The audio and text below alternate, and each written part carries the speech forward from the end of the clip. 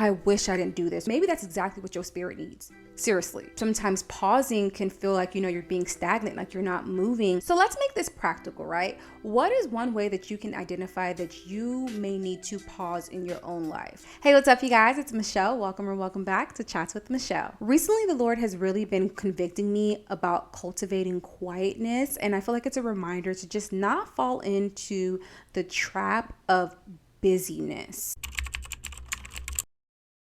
One of the books that I read this year, which was incredibly impactful, is called Face Forward by Bethany Ricks, and I'll be sure to link it in the description box below. But I just wanted to read a snippet where it talks about embracing the power of pausing, because it really spoke to me, and I wanted to just share it with you as well, because I feel like it would be incredibly impactful. And it says the following: pausing is not merely about rest. It's the courageous act of introspection and surrender. It's about waiting patiently for God's response, even when the silence seems deafening. It's a decision to relinquish control and allow God to weave his purpose through our lives without resistance. And I just felt like that just really was so impactful, because if you're anything like me, sometimes when you're pausing, it can feel like just being lazy, right? And there are times where we actually can be being lazy, right? So if you're just idly scrolling on social media, or just not making the best use of your time, and you know what that is, whatever that is, you know exactly what it is when you're not necessarily making the best use of your time. However, when you're sitting and you're pausing, you're just allowing God to speak to you, especially in a world where we are overly ambitious. There's so many goals, myself included, right? You kind of just want to just keep going, or you feel like you need to catch up for lost time. However, in this instance, it says it here that we are patiently waiting for God's response and just relinquishing control. This year, the word that the Lord put on my heart was surrender. And he put that very boldly and strongly. And it was pretty much just surrendering it all to the Lord. And I feel like more than anything this year, he's really been like testing me in that, and just making me really like understand what it means to surrender. And that's surrendering my plans, my goals, and just everything that I want to do, but ultimately doing what he wants me to do, right? And I just feel like sometimes pausing can feel like, you're being stagnant, like you're not moving. And I was just reminded recently, no, you need to be mindful about cultivating space for God, creating that time, making that time. And another part that I wanted to read here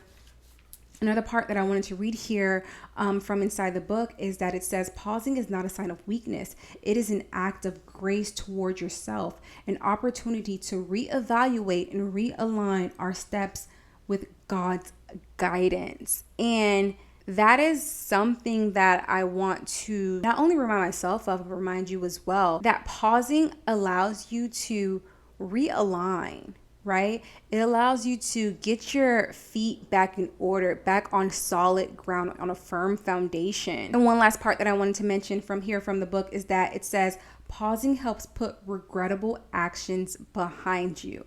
And the reason why that really stood out to me was because you can possibly relate to this about maybe different decisions that you made, or maybe things didn't work out, and you just might have an immense sense of regret. Like you just like, oh, I wish I didn't do this, or I wish I did it this way, or and all these things.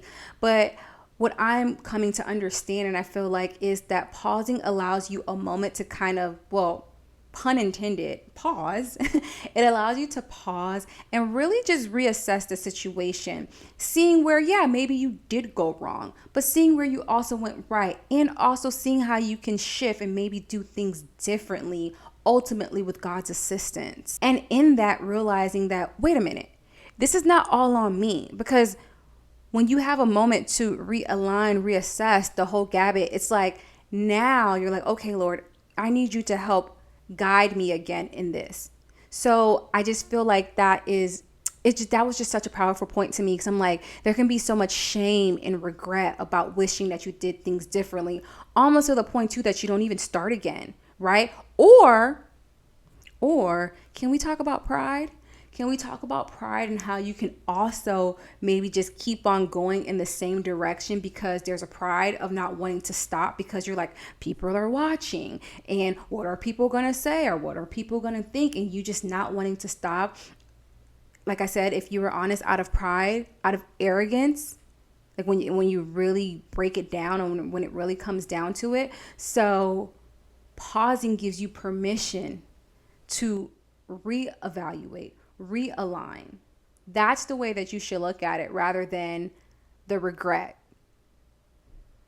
and what other people may think or maybe feeling or seeming like you'll be a failure. It's like, no, take a moment. It's better to take a moment to start back up with force and being clear about where you're going than to just keep on going in a state of confusion.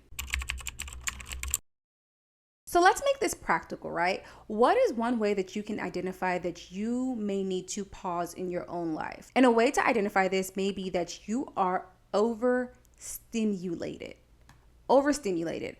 What does it mean to be overstimulated? Well, I'm going to give you some examples of this. I literally looked it up, and it says overstimulating can be like, maybe you're multitasking, information overload, decision-making fatigue, emotional stress. You are just feeling like it's just a lot. Like you have a lot of decisions to make. You feel like you're working and you're just always working. There's just, you don't really have a lot of clarity. There's fogginess. And one of those ways that you can really identify that within even your own body is, because I dealt with this, is headache, fatigue, muscle tension, dizziness.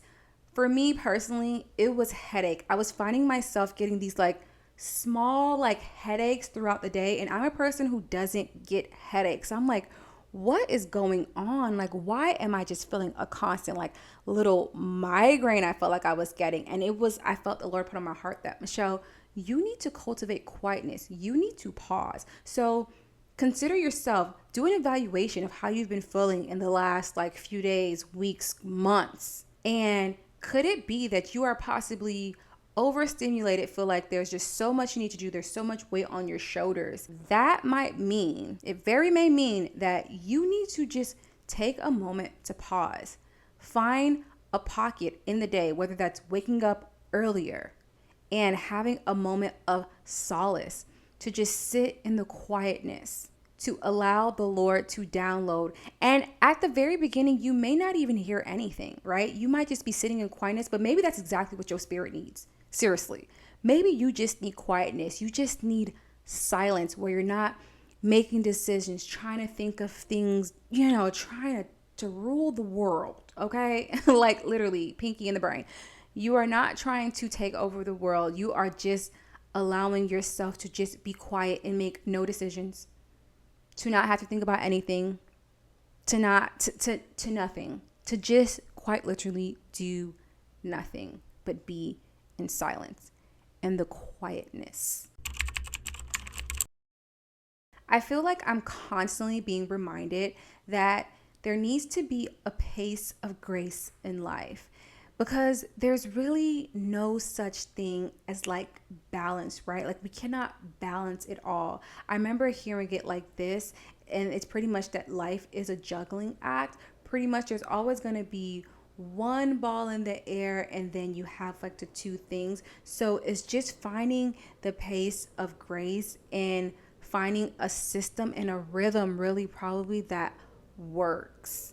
And it's not going to necessarily be perfect, but I really do believe that if you can cultivate quietness, make time to be quiet, it will just allow things to move so much smoother. Doesn't mean that everything's going to go perfect and life's going to be perfect and everything is just going to be so amazing. No, that's not necessarily what's going to happen. However, there will be a peace there, a peace that quite literally only the Lord can give. And with that being said, thanks so much for tuning in. But before you head out, I want to remind you that Chats with Michelle is now on podcast. And I would really appreciate if you would go ahead and give me a 5-star rating. You can do that on Apple and Spotify. On Apple, you simply just have to search up Chats with Michelle. And up at the top, you click follow. And if you scroll down to the bottom, that is where you can give me a 5-star review. And on Spotify, it's very similar. You go ahead and type in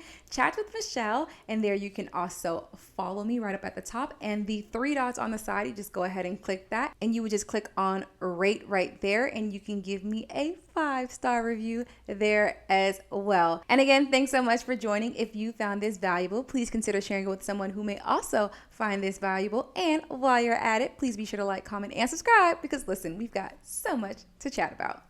Bye.